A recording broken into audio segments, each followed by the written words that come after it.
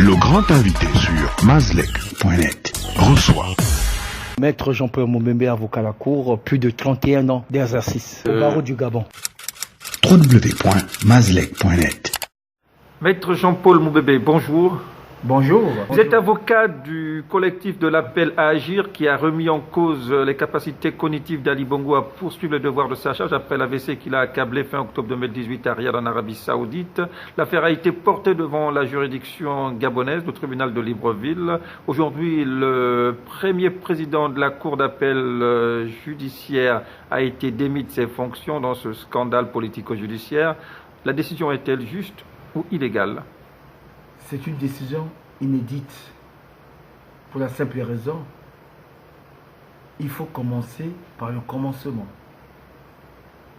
Nous avons saisi les 10 membres constitués avocats. J'ai saisi le président du tribunal de Libreville pour autoriser les 10 à assigner Ali Bongo Ondimba en référé pour pouvoir nommer un expert, un médecin expert. C'est ça la question. Nommer un médecin expert. Malheureusement, la décision qui a été prise par le président, c'est comme si c'était une ordonnance sur requête gracieuse. C'est important de le dire. Alors que nous l'avons saisi pour nous autoriser en référé d'assigner en référé. Il a pris une décision. Et la loi nous autorise à faire appel contre cette décision. Nous avons fait appel.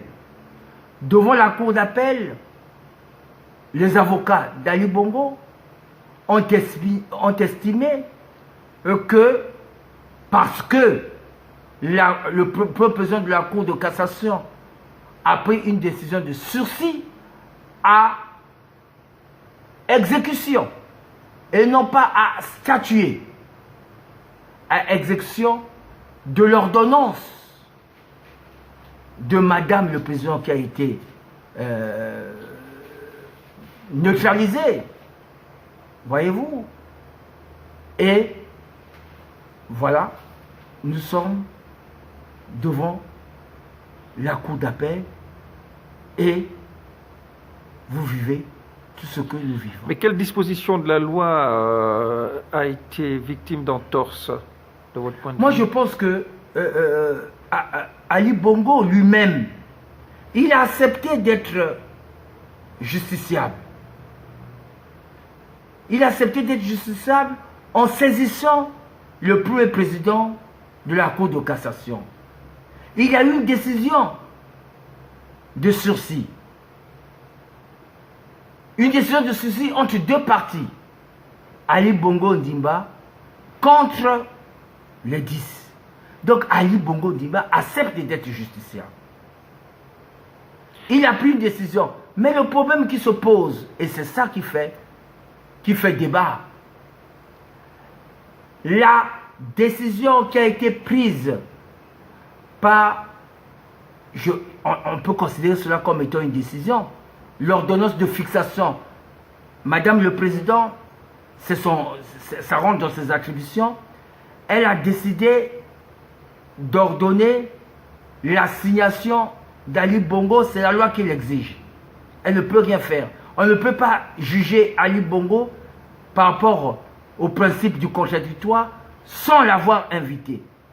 Madame le Président, par elle, la cour d'appel, il faut insister sur ça. La cour d'appel a estimé que Ali Bongo doit venir s'expliquer. Jusqu'à présent, au moment où je vous parle, il n'y a pas encore de débat. Ali Bongo a pris des avocats. Il faut que vous compreniez cela.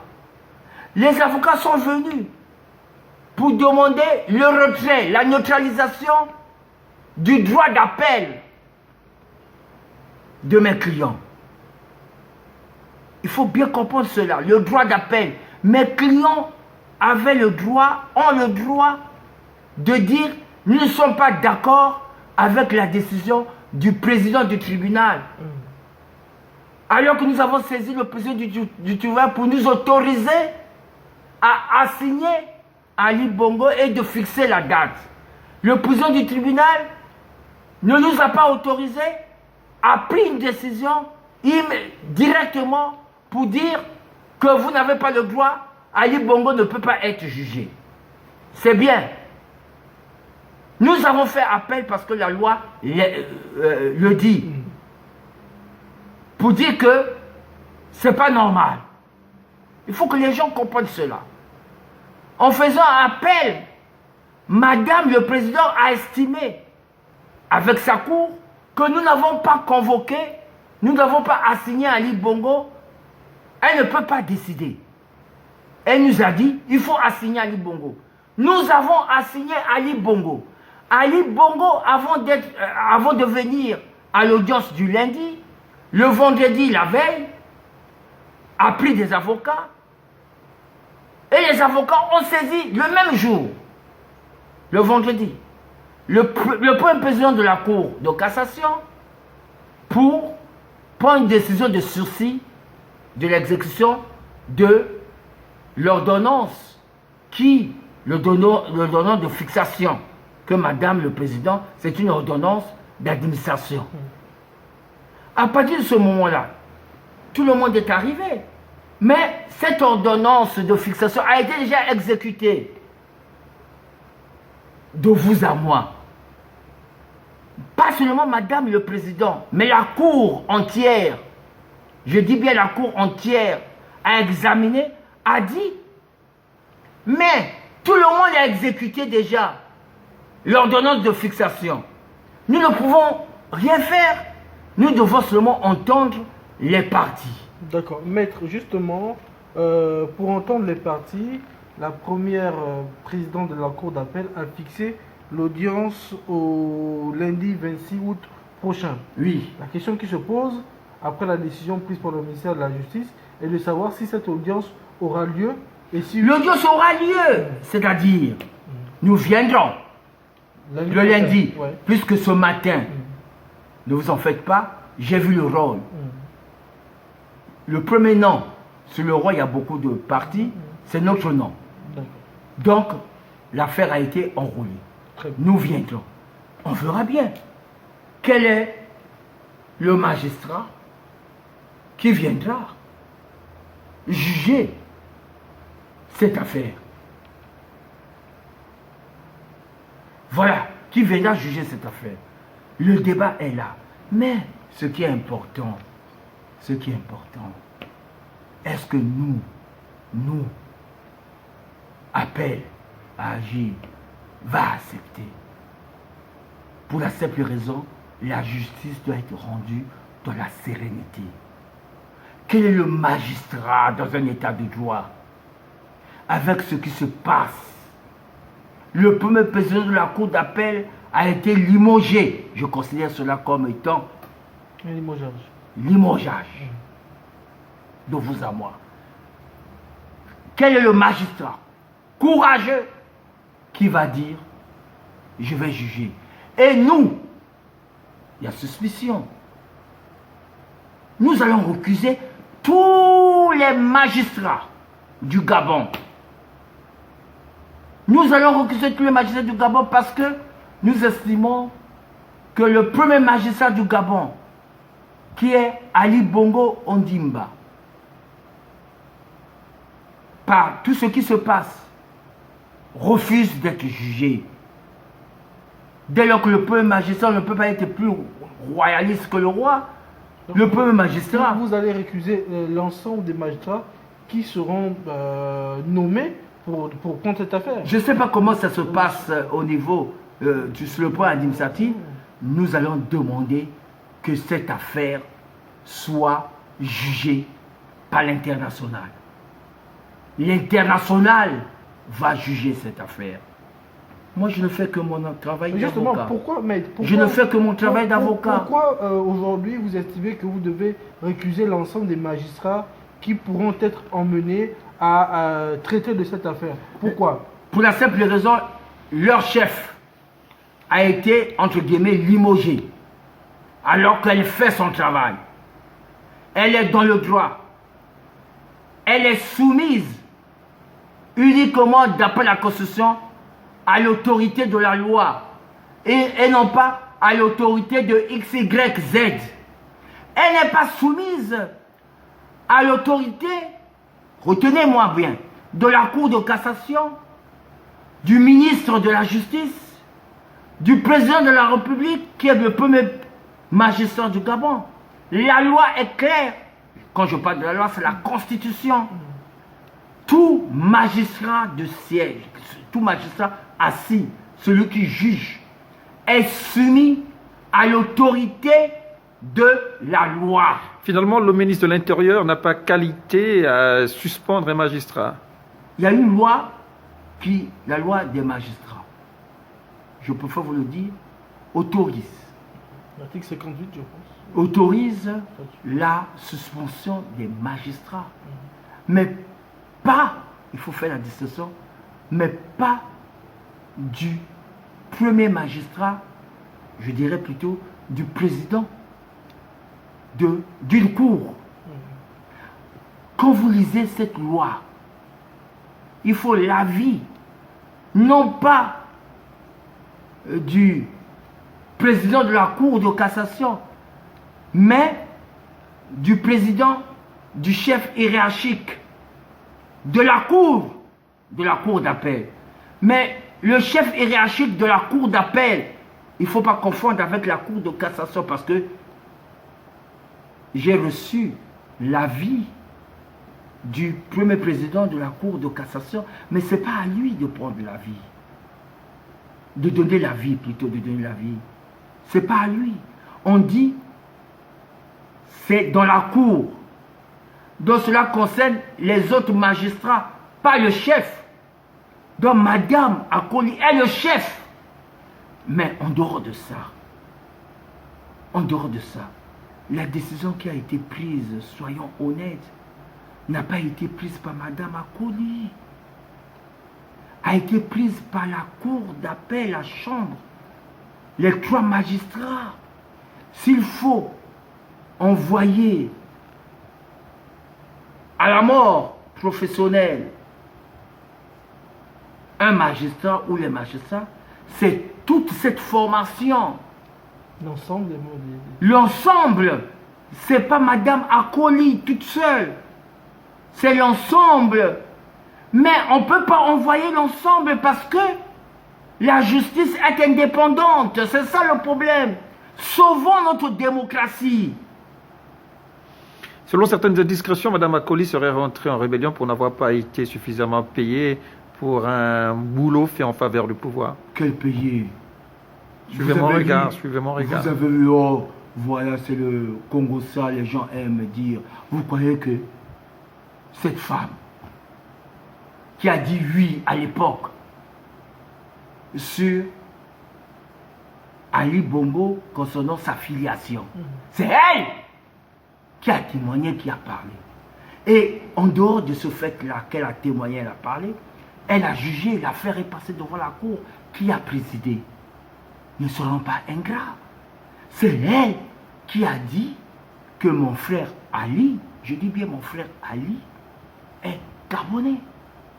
C'est elle. Soyons reconnaissants. Elle a dit par rapport aux pièces qui lui ont été présentées. Aujourd'hui. Et le retour d'ascenseur n'a pas forcément suivi. Mais elle n'a pas besoin d'un retour d'ascenseur. Elle, il faudra que nous arrivions à nous comprendre. Elle est juge, elle dit le droit, rien que le droit. Elle est impartiale, objective.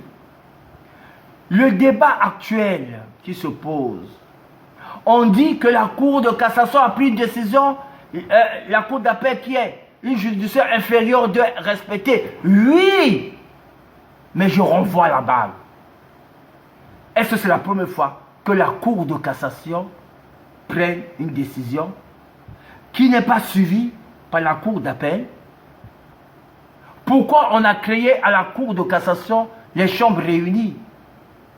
La jurisprudence est claire. La Cour d'appel peut résister, peut ne pas être d'accord avec la position de la Cour de cassation. À partir de ce moment, la décision de la Cour d'appel doit être soumise pas à une chambre de la Cour de cassation, mais aux chambres réunies. Pourquoi existent les chambres réunies?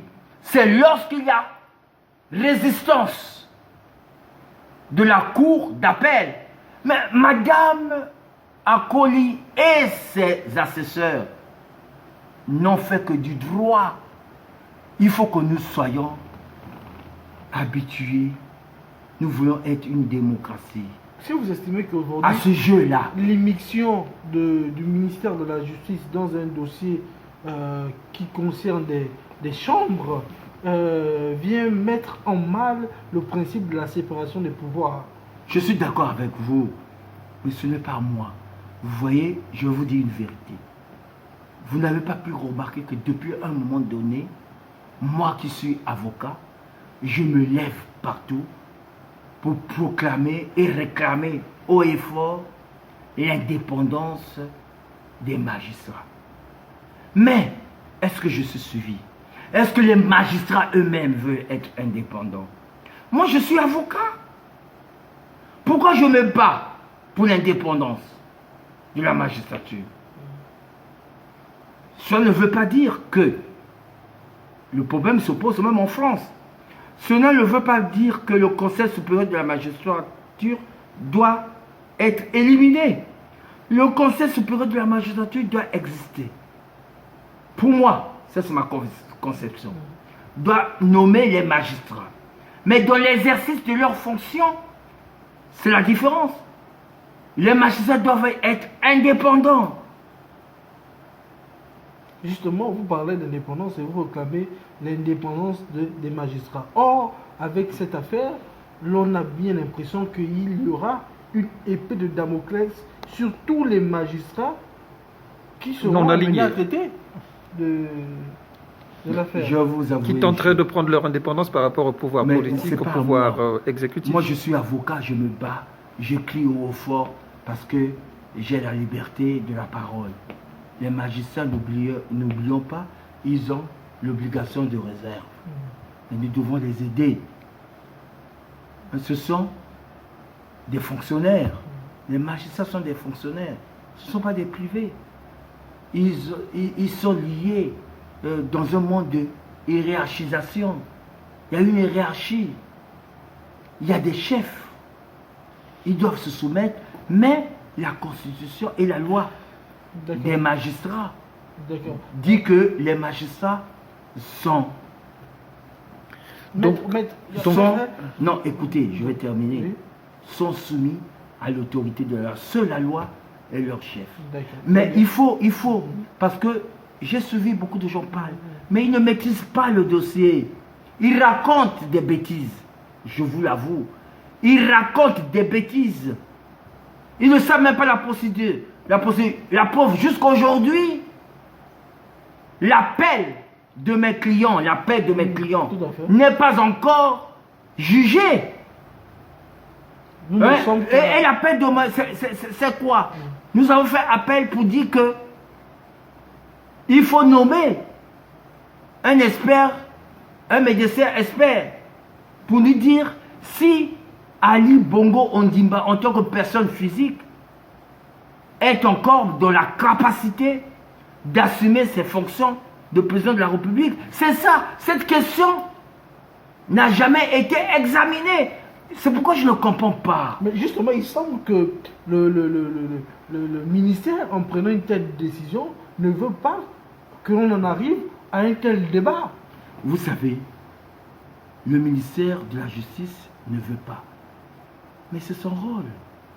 Vous dites bien le ministère de la Justice, c'est l'exécutif. Il est dans l'exécutif. Le vrai problème, nous avons vu, et pourtant, c'est ce que j'essaie de crier haut et fort. Nous avons vu le président de la République récemment. Il y a eu la fête de l'indépendance. Nous avons vu le président de la République en chair et en os. Chacun de nous a son opinion. Et il y a deux opinions. Une opinion qui dit, c'est le chef. Il est vivant, tout le monde le sait. Et il est dans la capacité intellectuelle de gérer le Gabon. Il y a une autre opinion qui dit, tel qu'on l'a vu, non, ce n'est plus le chef. Pour mettre fin à cela, mes clients, Dieu merci, antérieurement, ils avaient déjà, c'est comme s'ils savaient. Ils m'ont pris comme avocat pour que nomme un médecin. Il n'y a qu'un expert, un médecin expert qui peut dire, oui, toi, tu as telle opinion, toi, tu as une autre opinion, mais nous avons examiné en présence de toutes les parties la personne physique Ali Bongo Ondimba, cet homme physique, intellectuel, est capable de gouverner le peuple gabonais, de nous emmener dans le bonheur. Ce qui veut dire quoi? Il ne faut pas qu'il y ait des tierces personnes qui profitent de la maladie du président de la République. Ce qui d'ailleurs mettrait fin à toute la polémique. Voilà. Qui prendront la place. Voilà. Qui prendront la place. Qui disent. Tout ça, ça met au contraire. Sincèrement. Si moi j'ai accepté ce dossier, c'est pour cela. Je ne suis ni opposant, ni de la majorité présidentielle. Je ne suis qu'un avocat. Je défends des causes. J'ai posé la question à mes clients avant que je ne vous défende, et c'est important. J'ai posé la question avant que je vous défende. Est-ce que vous reconnaissez que M. Ali Bongo Ondimba est président de la République? Ces 10 m'ont dit, nous reconnaissons qu'il est président de la République, mais là n'est pas la question. Il y a la question de savoir s'il peut exercer sa fonction de président de la République. En même encore d'exercer. Exactement. Voilà. Compte tenu de la maladie qui l'a frappé. Maître Moubembe, merci. Merci. Je vous remercie. L'info du Gabon en un clic, c'est sur www.mazlek.net.